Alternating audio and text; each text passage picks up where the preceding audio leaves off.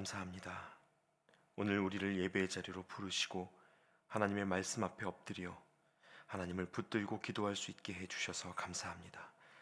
일상을 사는 우리의 마음이 답답하고 불안하여 어디로 가야 할지를 알지 못하는 혼란 속에 있지만 하나님의 이름을 부르며 예배할 수 있는 것이 우리에게 생명과 소망의 길이 될 줄로 믿습니다.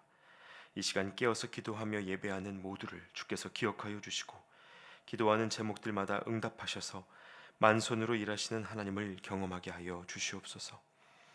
하나님, 오늘은 여름 성경학교를 준비하고 있는 교회 학교와 우리 아이들을 위해서 기도합니다. 어느덧 한 해의 절반을 보내고 7월과 함께 무더운 여름을 맞이했는데 하나님 바라옵기는 이 여름이 우리 아이들이 하나님을 뜨겁게 만나는 잊지 못할 여름이 되게 하시고 간절히 예배하고 기도하는 가운데 하나님을 바라보는 시선이 열려 자신들이 어떤 사랑 안에서 살아가고 있는지를 깨닫게 하여 주시옵소서. 특별히 청소년들과 청년들은 그 인생의 비전을 발견하게 하시고 어린아이들은 하나님의 마음 안에서 흔들리지 않는 위로와 평안을 누리게 하여 주시옵소서. 또한 자녀들을 위하여 기도하며 섬기는 부모님들과 선생님들을 축복하여 주셔서 자신의 힘으로가 아니라 하나님이 부으시는 지혜와 능력으로 복음의 통로된 사명을 잘 감당할 수 있도록 힘을 더하여 주시옵소서. 준비하고 있는 성경학교와 프로그램의 순서마다 주께서 개입하여 주시고 이끌어 주셔서 사람의 계획을 뛰어넘는 하나님의 인도하심으로 모든 것이 합력하여 선을 이루는 것을 우리가 보게 하여 주시옵소서. 이제 하나님, 오늘 우리에게 주시는 하나님의 말씀 앞으로 나아갑니다. 시편의 말씀을 읽어 나가는 동안 함께 예배하는 모든 성도님들의 몸과 마음에 회복과 위로가 있게 하시고 진리를 알지니 진리가 너희를 자유롭게 하리라 말씀하셨던 하나님의 선포가 오늘 우리에게 이루어지는 시간 되게 하여 주시옵소서. 지금도 우리 곁에 계시며 말씀하여 주실 예수 그리스도의 이름으로 기도드리옵나이다. 아멘. 오늘 우리에게 주시는 하나님의 말씀 함께 보겠습니다. 하나님의 말씀은 시편 2편 1절부터 12절까지의 말씀입니다. 시편 2편 1절부터 12절까지의 말씀을 저와 여러분이 한 절씩 교독하시고 마지막 구절은 함께 읽겠습니다. 어찌하여 이방 나라들이 분노하며 민족들이 헛된 일을 꾸미는가? 세상의 군왕들이 나서며 관원들이 서로 꾀하여 여호와와 그의 기름 부음 받은 자를 대적하며 우리가 그들의 맨 것을 끊고 그의 결박을 벗어버리자 하는도다. 하늘에 계신 이가 웃으시며 주께서 그들을 비웃으시리로다. 그때의 분을 바라며 진노하사 그들을 놀라게 하여 이르시기를 내가 나의 왕을 내 거룩한 산 시온에 세웠다 하시리로다. 내가 여호와의 명령을 전하노라. 여호와께서 내게 이르시되 너는 내 아들이라. 오늘 내가 너를 낳았도다. 내게 구하라. 내가 이방 나라를 네 유업으로 주리니 네 소유가 땅끝까지 이르리로다. 네가 철장으로 그들을 깨뜨리며 질그릇같이 부수리라 하시도다. 그런즉 군왕들아 너희는 지혜를 얻으며 세상의 재판관들아 너희는 교훈을 받을지어다. 여호와를 경외함으로 섬기고 떨며 즐거워할지어다. 그의 아들에게 입맞추라. 그렇지 아니하면 진노하심으로 너희가 길에서 망하리니 그의 진노가 급하심이라. 여호와께 피하는 모든 사람은 복이 있도다. 아멘. 할렐루야. 여러분 잘 오셨습니다. 오늘도 하나님께서 우리에게 생명을 주시고 예배의 자리로 이끌어 주셨습니다. 이 예배를 통해서 그 하나님을 만나고 깊이 경험하는 은혜가 있으시기를 소망합니다. 여러분, 오늘날 대부분의 나라에서 지도자를 뽑을 때에는 그 나라의 국민들에게 의견을 묻고 또 뜻을 취합하는 방식으로 선거를 진행합니다. 그래서 지도자가 되고자 하는 후보들은 나름의 방식으로 스스로를 어필하고 그 공동체를 이루고 있는 국민들이 선택권을 발휘하게 됩니다. 즉, 더 많은 사람들에게 선택받은 이들이 지도자로서의 힘을 갖게 되고 이것이 세상이 왕을 세우는 방식이라고 말할 수 있습니다. 그러나 구약 시대엔 그렇지 않았습니다. 여러분, 하나님은요 애초에 사람을 왕으로 세우실 생각이 없으셨습니다. 그 이유가 뭐겠습니까? 이스라엘의 왕은 하나님이시니까 하나님을 주목해서 그분의 말씀을 따라가는 것이 핵심이었기 때문에 굳이 사람에게 권력을 주실 필요가 없었습니다. 이스라엘이 출애굽할 때 바다를 건너고 만나를 먹었던 것처럼 그들에게 왕은 하나님이셨고 하나님의 다스림을 온 몸으로 경험하면서 살았습니다. 그러나 가나안 땅에 정착한 이후에는 이 상황이 좀 달라졌죠. 이방 민족들과의 전쟁이 계속되면서 이 계속되는 다툼 속에 그 민족을 대표하는 군사 지도자, 그 정치 지도자가 필요하게 됐고요. 끊임없이 왕을 찾는 이 백성들의 요구 때문에 하나님이 결국 그들에게도 사람 중에 한 사람을 왕으로 세우도록 허락해 주셨습니다. 자, 그럼 그 왕은 어떻게 뽑았을까요? 사무엘상 10장에 보시면 이스라엘의 12지파가 모여서 제비를 뽑았습니다. 그러나 그 제비 뽑기가 있기 이전에 이미 사무엘상 9장에서 선지자 사무엘이 사울의 머리에 기름을 붓고 그를 왕으로 세우시는 하나님의 뜻을 전한 적이 있습니다. 자, 그러니까 누가 왕인지를 정하는 선택권이 하나님께 있었다는 말입니다. 그리고 그렇게 기름 부음 받은 왕이 정치적 힘을 발휘할 뿐만 아니라 영적 지도자로서의 본이 될 수 있기를 바라셨습니다. 그런데 여러분이 힘이란 게 참 무섭습니다.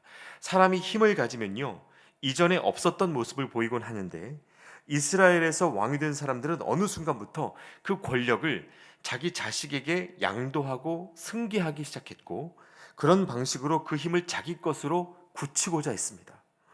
오늘 함께 읽으신 이 시편 2편은 바로 이렇게 하나님을 외면하고 자기 힘을 의지하려는 이들을 향해서 여전히 살아있는 하나님의 주권을 선포하는 노래입니다.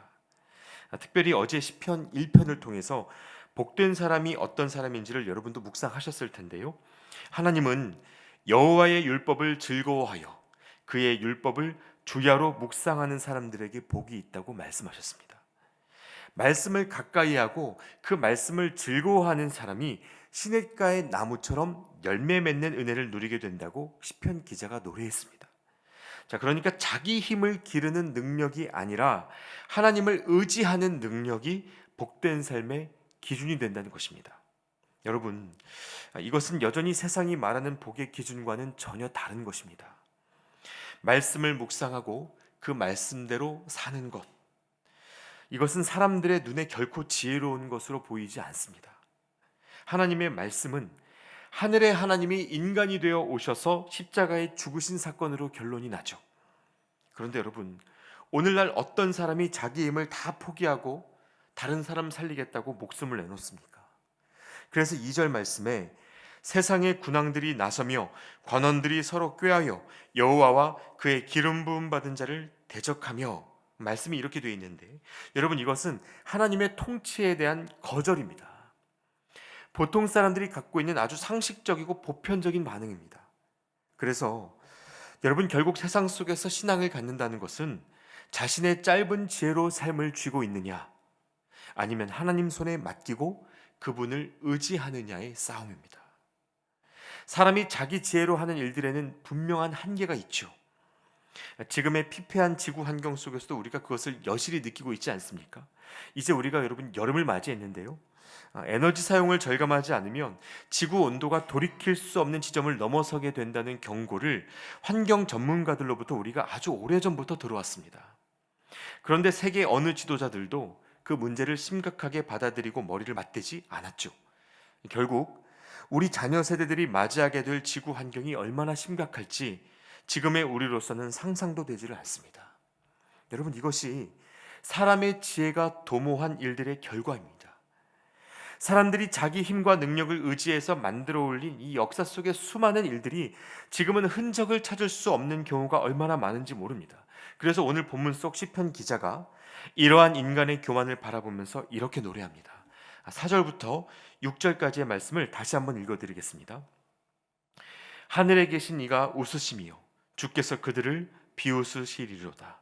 그때에 분을 바라며 진노하사 그들을 놀라게 하여 이르시기를 내가 나의 왕을 내 거룩한 산 시온에 세웠다 하시리로다.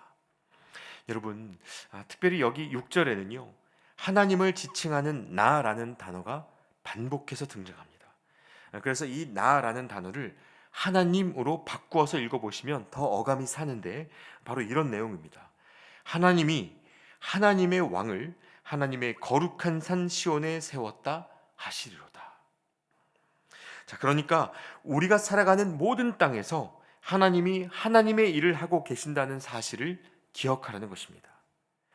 우리가 힘을 갖고 무언가 이루어내기 때문에 이 삶이 흘러가는 것이 아니라 하나님이 하나님의 일을 하시기 때문에 우리가 오늘을 살게 된다는 선언인 것입니다. 그래서 여러분, 우리가 여기에서 하나님의 주권을 인정하는 삶이 무엇인지를 구체적으로 알 수 있게 되는데요. 자, 그것은 첫째로 범사의 하나님을 인정하는 일입니다. 우리가 마주하는 모든 일들에 하나님을 인정하는 것입니다. 내가 나 된 것은 하나님의 은혜로 된 것이라고 고백했던 바울처럼 버려진 것 같은 인생의 순간들 속에서도 하나님을 기억하고 인정하는 것이 중요하다는 것입니다. 여러분, 이와 관련해서 성경 속에서 가장 큰 도전을 주는 이야기는 아무래도 욥의 인생일 텐데요. 그가 극심한 고난 속에 있을 때 그의 아내가 이런 말을 합니다. 차라리 하나님을 저주하고 죽으라, 이런 말을 합니다. 사실 이것이 보통 사람들의 상식적인 시선입니다. 그러나 욥은 그 시간을 몸부림치며 살아냈죠. 이것이 하나님을 인정하는 그의 신앙이었습니다. 물론 원망도 있었고 겪고 있던 아픔이 말할 것도 없었지만 욥은 하나님 붙들기를 포기하지 않았습니다. 그래서 결론이 어떻게 됩니까? 하나님을 만나죠. 창조의 하나님을 만납니다. 아무것도 없는 자리에서 모든 것을 잊게 하시는 창조의 하나님이 이해할 수 없는 그의 삶을 끝까지 붙들고 계신다는 사실을 그가 생생하게 경험합니다. 여러분, 이것은 그저 하나님 무서운 줄 알고 매일의 아픔을 견디라는 말이 아닙니다. 이 약물고 버티면 하나님을 만나게 될 거라는 그런 폭력적인 선포가 아닙니다. 이것은 다만 우리가 마주한 모든 현실 속에 저와 여러분이 홀로 있지 않다는 것을 기억하라는 위로입니다. 내가 너를 붙들고 있다. 내가 너를 새롭게 할 것이다 말씀하시는 하나님의 약속인 것입니다. 그래서 여러분, 하나님을 인정한다고 말할 때에는 먼저 우리가 그분을 누구로 인정하고 있는지를 분명히 하는 것이 중요한데, 여러분, 하나님은 우리에게 아버지가 되십니다. 그래서 7절 말씀에 우리가 잘 아는 말씀 구절이 이렇게 등장합니다. 내가 여호와의 명령을 전하노라. 여호와께서 내게 이르시되 너는 내 아들이라. 오늘 내가 너를 낳았도다. 여러분, 물론 여기에서 너는 내 아들이라 라는 말씀은 1차적으로 십자가에 죽으시고 부활하신 예수 그리스도를 향한 선언입니다. 그러나 이 말씀은 거기에서 그치지 않고 그리스도 안에 있는 우리가 하나님을 인정하면서 살아갈 때 그 자녀됨의 선언이 오늘 우리 모두에게도 동일하게 적용되는 하나님의 은혜라는 사실을 밝히고 있습니다. 하나님의 통치 아래에 있는 우리 모두가 하나님의 아들이요 하나님의 딸로 살아가고 있음을 기억하라는 것이죠. 그래서 여러분, 이제 여기에서 하나님의 주권을 인정하는 삶의 두 번째 의미를 우리가 확인할 수 있는데, 그것은 바로 우리가 하나님의 자녀임을 알고 살아가는 일입니다. 사실 자녀로 살아간다는 말에는 여러 가지 의미가 있을 수 있죠. 먼저 이 말은 무엇보다 우리가 하나님을 닮았다는 것이고, 그래서 우리를 바라볼 때 하나님이 보인다는 것과 같습니다. 또 우리가 아버지 되시는 하나님의 돌봄 아래에 있다는 것을 의미하기도 합니다. 여러분, 이것을 잊어버리면요, 하나님의 주권과 상관없는 방향으로 그 삶이 흘러가게 됩니다. 그래서 누가복음 15장에 보시면 한 아버지의 아들로 살아가는 두 아들의 모습이 나옵니다. 여러분이 아마 잘 아시는 본문일 텐데요, 이 둘은 똑같은 아버지의 사랑 아래서 살아가고 있었지만 둘 다 그 아버지의 돌봄을 외면하는 때를 맞이하게 됩니다. 먼저 둘째 아들은 오늘 본문 속에서 이방의 군주들이 그랬던 것처럼 아버지의 간섭으로부터 떠나 이방의 먼 땅으로 도망을 쳐버리죠. 아버지와 상관없이 살아가 보려고 떠나가 버립니다. 그런데 그랬던 동생이 돌아오자 이번에는 남아있던 첫째가 시험에 듭니다. 아버지 곁에 늘 있었지만 그 아버지의 주권적인 은혜를 인정하지 못하고 문 밖에서 분노하는 모습을 보입니다. 여러분, 이것이 자녀로서의 권세, 그 자유를 모르는 사람들이 보이게 되는 이 대표적인 모습입니다. 아예 아버지를 떠나서 자기 길을 가버리거나 아니면 아버지 옆에 있으면서도 그분의 마음을 잃어버리거나 이 둘 중 한 가지의 모습을 보이게 됩니다. 여러분, 그러나 하나님은 우리가 원하는 유산 챙겨주고 네가 알아서 살아가라 말씀하시는 분도 아니시고, 떠난 아들 내쳐버리고 옆에 있는 아들만 복 주시는 그런 분도 아니십니다. 이것은 우리의 어떠함과 상관없이 주어진 하나님의 절대적인 사랑입니다. 그래서 내 아버지가 누구인지를 아는 것만으로도 삶의 동력을 놓치지 않는 그 태도가 하나님의 자녀로 살아가는 삶의 핵심인 것입니다. 여러분, 이것이 하나님의 주권을 인정하는 삶에서 놓치지 말아야 할 아주 중요한 은혜인 것입니다. 사실 많은 사람들이 생각하기를 하나님의 주권을 인정하라고 하면 그저 모든 상황에 무기력하게 순응하며 살아야 한다는 말로 착각할 때가 정말 많습니다.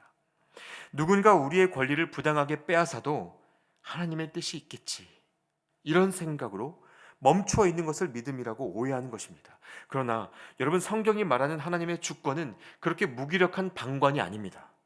하나님은 그리스도인들을 통해 이 땅을 새롭게 하기를 원하시고 하나님의 주권을 바로 세우는 일에 우리가 능동적으로 동참하기를 바라십니다. 다만 중요한 것은 이 일을 위해서 우리가 선택하는 방식이 무엇인가 하는 것이죠. 하나님의 주권을 기억하는 사람들은 세상과 똑같은 방식으로 다투거나 내가 이기기 위해서 높아지는 방식을 따르지 않습니다. 선하고 정직한 방법으로 최선을 다한 뒤에 설령 그 결과가 빠르게 나타나지 않을지라도 여전히 하나님이 하실 일들이 남아있음을 기억하고 그분에게 그 모든 일들을 의탁합니다. 우리의 능동적인 노력, 그 최선 위에 계시는 하나님의 손길을 생각한다는 것입니다. 그래서 오늘 본문이 이 마지막 12절에서 이렇게 끝을 맺습니다. 여호와께 피하는 모든 사람은 복이 있도다. 여호와께 피하는 모든 사람에게 복이 있도다. 여러분, 하나님께 피하는 것은 그래서 현실을 회피하고 도망치는 것이 아닙니다. 이것은 내가 내 힘으로 살아가 보고자 하는 그 자기 통제의 짐을 내려두고 인생의 최종적인 안정과 평안이 하나님 품 안에 있는 것임을 기억하고 고백하는 신앙의 선언입니다. 사랑하는 여러분, 오늘 이 하루가 그렇게 하나님의 주권을 누리며 살아내는 은혜의 날이 되실 수 있기를 축복합니다.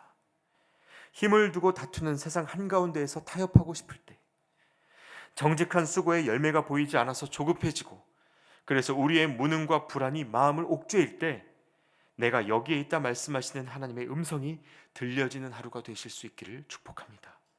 그렇게 하나님께 피할 줄 아는 우리의 믿음이 이 땅에 하나님의 주권을 바로 세우는 은혜의 통로가 되어줄 것입니다. 함께 기도하겠습니다. 사랑하는 하나님, 힘을 두고 다투는 세상 속에서 십자가를 지신 그리스도의 방식을 알게 해주셔서 감사합니다. 우리가 사람의 짧은 지혜로 삶을 움켜쥐려는 모든 교만과 불안을 내려놓게 하시고 너는 나의 것이다 말씀하시는 하나님의 음성을 듣게 하여 주시옵소서. 우리가 걷는 모든 길 위에 하나님의 손길이 있음을 기억하고 때마다 하나님께로 피하는 삶을 살아갈 수 있도록 우리를 붙들어 주시옵소서. 그렇게 내 힘이 아니라 하나님의 돌봄을 의지하며 살아가는 이 하루가 되게 하여 주시옵소서. 예수 그리스도의 이름으로 기도하옵나이다. 아멘. 이제 각자의 기도 제목으로 기도하시겠습니다.